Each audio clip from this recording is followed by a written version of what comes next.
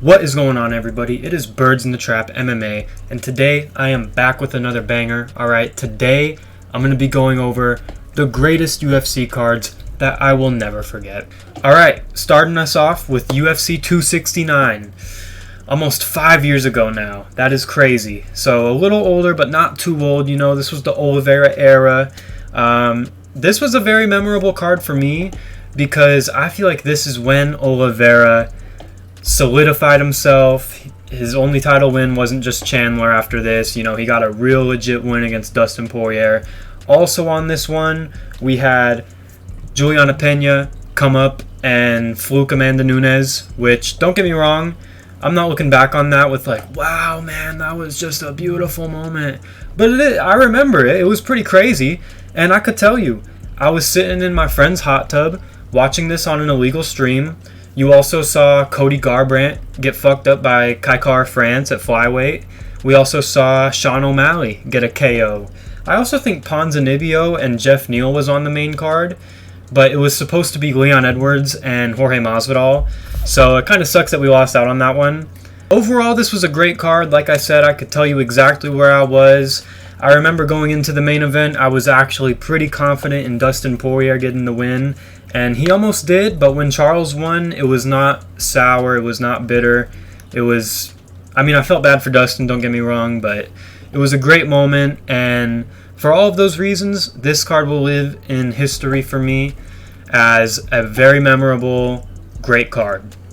Moving on to UFC 295, I should mention that these are not in chronological order, but as we go on, you guys might start to pick up a theme on who's winning these cards.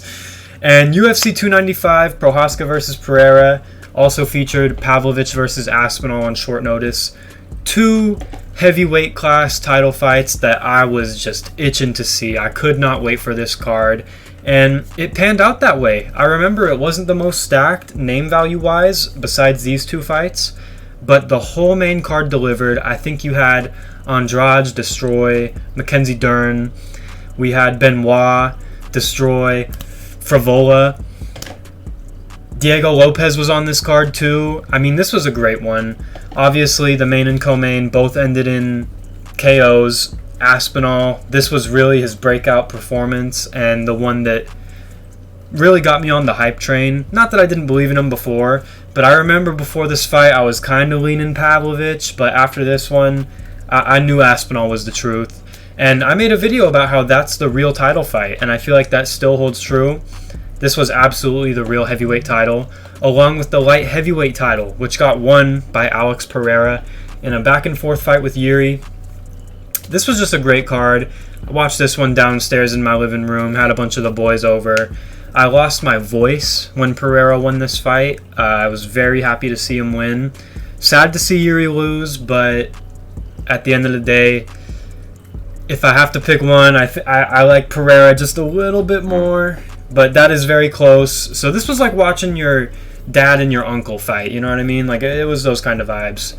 Overall, UFC 295, just amazing. I will always look back on this one with rose-tinted glasses. Next up on the list is UFC 314. This card was absolutely generational for me. Absolutely just fond memories. A great fight week too. I remember my predictions for this one. I got all of them right but one. Fucking Dan Ige versus Sean Woodson. I'll never live that down. I really should have picked Dan Ige there. But this was just all around a spectacular card because we got to see Bloody Volk get the belt back. I love Volkanovski so much. Definitely a top 3 fighter for me. And I predicted him to win. You know, we went through those losses. We went through the Makhachev loss. We went through the Topuria loss. And I remember for a little while after the Topuria loss, I thought there was no hope. But when they came out and announced this, I knew my GOAT had a really good chance at getting that belt back, which he did. And honestly, that alone carries it up here for me. But Patty versus Chandler too. I know Patty's been fraud checked now by old ass Gaethje. But on this night, I remember thinking, wow, okay, Patty is a serious contender. Granted, it is against Michael Chandler. I don't know how much that is really worth. But this was overall just amazing. The whole main card was fire. I think one of the ones that really brings this up for me was seeing Dominic Reyes get that step back left hook KO. I predicted that perfectly. We also had Gene Silva on this card. This was a great one. I remember the Gene Silva and not Diego Lopez, Bryce Mitchell rivalry was heated going into it. This one was very fun. I will always love this card. Once again, watch this one down in the living room with the boys. Bunch of people in my house were picking Lopez. I was the one saying, nah, I'm holding it down, Volkanovski. And then boom, what happened? Volk went out there. In my opinion, this is a hot take apparently. 50-45, alright, so what? He got dropped once, got right back up, not saved by the bell, and still won the whole round before it. Like, come on, man. Moving on. I think this is the most recent one on the list. UFC 320, Ankalaev versus Pereira 2. This was just the ultimate main card. We had Pereira get the fucking belt back against that schmuck Ankalaev. Literally just hit him once and basically he tapped the strikes. I always knew Ankalaev had that in him. I was so pissed at that first fight. It is what it is. Pereira went out there and wrote the wrong. Now we don't have to deal with that guy. And by the way, if Ankalaev gets another win and gets a title shot, Yuri's going to bink him. Alright, straight up, Yuri's going to bink him. Also, Merab. Merab got the win in the co-main. Now listen, Jan beating Merab, that did something to me, right? But if Sandhagen won this fight, I wouldn't be sitting there like, wow, that was so good. I'm happy that Merab got the win. I like Merab winning. It was cool. And then it's not on the poster, but man, Yuri versus Khalil, I called that fight so perfectly. In my prediction video, I was just rewatching it. I said, Yuri's going to go out there and lose the first 2 rounds, but it doesn't matter. And that's exactly what happened. He came back in the third and got a brutal KO, similar to what he's going to do this weekend if I had to predict it. I tried making a prediction video for 327. I just don't think I'm going to get it out in time. If I do, you'll see it. If not, I'll do a recap.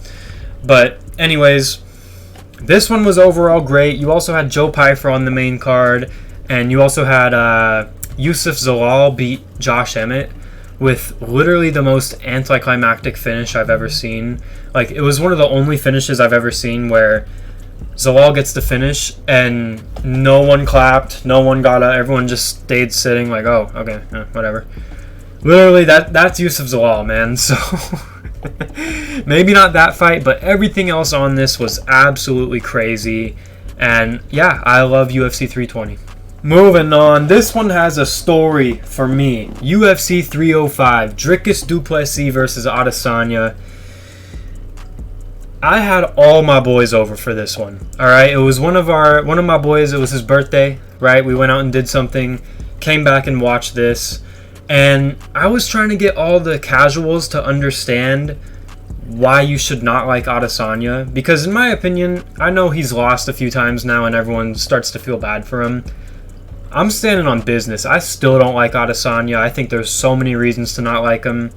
And I knew that the UFC, the way they were going to promote this and make this look was like Izzy is the good guy. I made a PowerPoint presentation summing up my thoughts on why we should all root for Dricus. And it worked. I got all my casual friends on the Dricus train for this fight. Only one dude was still holding it down for Izzy. And this was such a back and forth good main event. They both came to fight. Both had moments. I think Dricus was up on the scorecards. In my opinion, he won the first 2 rounds, lost the third, got the finish in the fourth. And I think me making that slideshow for everyone got everyone in the mood for like, okay, this is what's going down. This is what we need to look forward to. And when Dricus got that tap, my whole living room went crazy. It's one of the best memories I have watching UFC. And not to mention, this whole card was good. Dan Hooker versus Gamrot. Banger fight. One of the best fights of that year, and probably the best on this card. Urseg versus Kai Kara. Alright, I got that one wrong. You know, it is what it is, but still, it was a knockout, right? You had Rosenstruck versus Tuivasa, how could I forget? Big ass Tuivasa going out there and getting a split decision somehow, when it should have been unanimous for Rosenstruck. And not to mention, you had Carlos Prates on this card. We had Prates get a KO over Li Jingliang. Bunch of finishes, bunch of good fights. UFC 305 is immortalized in my mind for that reason. Now we've arrived at UFC 299. Alright, this one I'm always going to have a good memory of because not only did Dustin Poirier come back and get a win after a KO loss, Jan came back and won. After the losing streak, we saw Jan go out there, lose the first round. It's worrying. You're like, oh shit, oh fuck. And then it's like we were in there with Jan live. He came back, he made the adjustments, he got the takedowns, he was landing the uppercut. It was just so beautiful to see Petr Yan come back and get a win.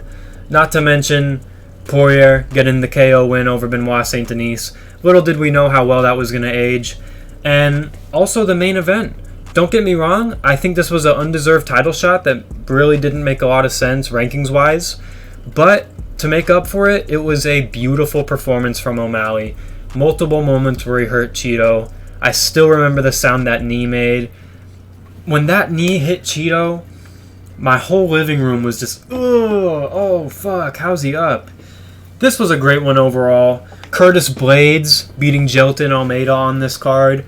Great memory for me, of course. How can it not be? How could I almost forget Bloody Jack Della Maddalena got the KO over Gilbert Burns on this card. Another fight I predicted perfectly. And we had MVP, who is now kind of a terrorist of the sport. But he had a pretty fun fight against Kevin Holland for what it's worth. This card will live on for the rest of time in my mind as just one of them ones where the vibe was... You could just feel it in the air, man. And I really think it's that Poirier KO and the Jan win that do it for me. I would feel wrong if I didn't have this on the list. Now, this wasn't the perfect card, if you ask me. To make it perfect, Zhang Weili would have gotten that first round submission, and Charles Oliveira would have won against Arman. Those are the two... no Bo Nickel. Those are the three things that hold this one back from being like the most perfect card ever. And if you thought I was about to use the actual UFC 300 poster, you're crazy. Look up the UFC 300 poster. It's absolute dog shit. So I found this fan-made one by Diaz Twins MMA. Shout out to them. We had the Pereira nut shot, rush off the ref, KO when Jamal Hill was talking all that shit. We had the BMF title fight, Max Holloway pointing down, getting the KO against Gaethje. One of the craziest moments of all time. And not to mention Yuri Prohaska. We got a Yuri win. Yuri had that disaster of a first round against Rakic, and then he went out there and just boomed him in the second. And it was beautiful. I loved it. UFC 300 definitely deserves to be on this list.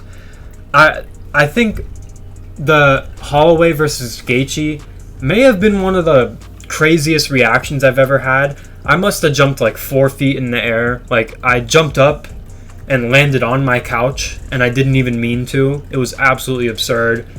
And I swear, after that Gaethje and Holloway fight, it's like I could step outside and I could hear the whole world reacting to that one. Man, I'm getting cheesy just thinking about it. UFC 300, such a good memory for me, and it belongs on this list. Now for this next one, let me take you back to 2022. Another Madison Square Garden card. UFC 281, Adesanya versus Pereira. Obviously, the rivalry between Pereira and Adesanya was so legendary, and to see Pereira go out there and have a pretty inspirational performance where he's out there, close fight, but he's down on the rounds, go out there in round 5 and get the left hook KO. I wasn't making videos at this point, but I predicted this one too. I said Pereira was going to get it done, and he did. We also had Zhang Weili actually go out there and get a finish to reclaim the belt. It's so crazy that that's the fight where like she won the belt back, because, you know, with all due respect, it's Carla Esparza. But that's how it went. It is what it is. She made it quick, at least. We didn't have to sit there for too long. And then we had the absolute banger that was Chandler versus Poirier. Well, banger first round. The rest of that fight was a little iffy, mainly because Chandler was fouling, fish hooking, hitting the top of the head, just Michael Chandler shit. What else do you expect? But Dustin went out there and avenged him. He got the finish. The only lowlight on this card is probably, you know, Chris Gutierrez getting a KO win over Frankie Edgar. I'm not like the biggest Frankie Edgar guy, but I'm definitely a Chris Gutierrez hater, and the fact that he got a highlight reel KO, I didn't know how devastating it was at the moment, but looking back and seeing how boring he's been since, I'm like, oh my god, you know, whatever. What else was on this card? Dan Hooker versus Playes. I was so happy to see that butt scooter get fucking body shot TKO'd by Dan Hooker. Also, Dan Hooker broke a losing streak with that win, so hell yeah. And yeah, this was an overall amazing card, amazing main card. I loved this card. So I remember I was in my buddy's house for this one on an illegal stream once again, and I'm sitting there and I'm telling them, guys, pick Pereira, and they didn't want to listen. They didn't want to do it, and then boom, left hook, binked them out. Oh, another thing that kept this from being perfect is Mark Goddard stepping in early. I would have loved to see Pereira get that real finish, because best believe he would have. He most definitely would have. And it sucks we didn't get to see that, but he still won. UFC 281, infamous card for those reasons. This one right here, UFC 311. If this was Arman, you can hear the voices in the air, it would have been perfect. It happened to be Moicano, it is what it is. But we had Merab. Merab stole the show in this card, if you ask me. I thought Umar was going to school him. With all due respect, I thought Umar was going to win that fight, like a lot of people did. And to see Merab go out there and still have a close-ass fight with him, it was a 3-2 fight, but the way that Merab was emoting on him and just memeing him in the last 3 rounds made it feel a lot less close than it was. And it was just funny. Like, it was a funny... I remember laughing as I watched it, just seeing Merab point at him and, you know, do this. That was great. Not to mention another Yuri Prohaska win. Yuri got the KO over Jamal Hill. A lot of people were picking Jamal Hill going into that. I fucking knew it. I remember, I'm saying, what are you doing picking Jamal Hill? And as soon as he went out there with the knee braces on, I knew Yuri had him. Honestly, I thought Yuri colded him in the first round. So props to Jamal for surviving that. But this was an absolutely great card. Don't get me wrong, the main event, slightly underwhelming just due to the circumstances. But we also had RDR beat Kevin Holland.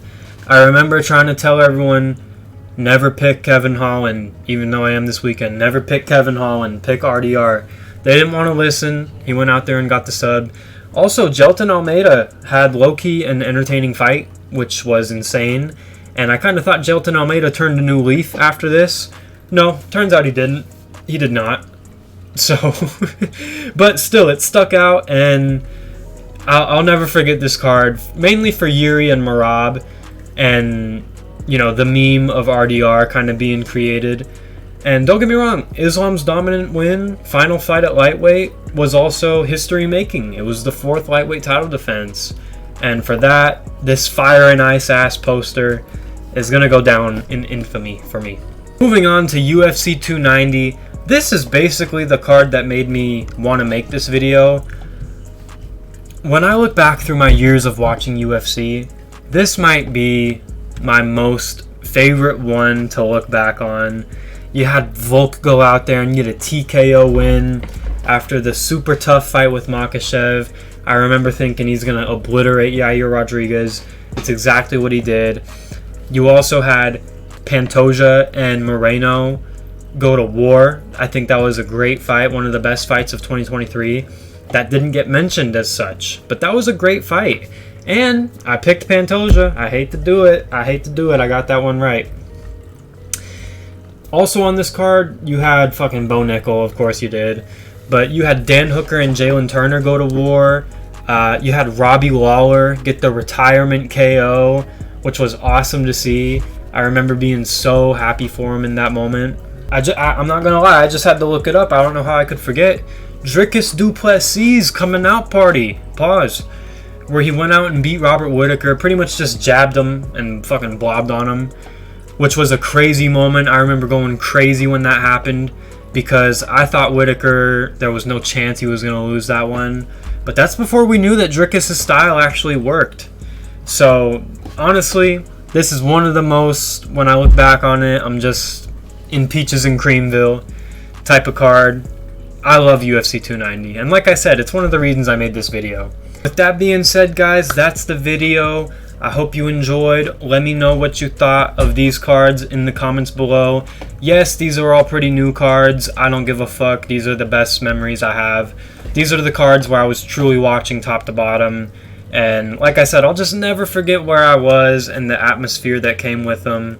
Also, while I'm here, shout out to my girlfriend for making this awesome thumbnail. Way better than I could have ever done. So if you guys like this thumbnail, shout out to her. This has been Birds in the Trap MMA. I'll see you all later. Peace.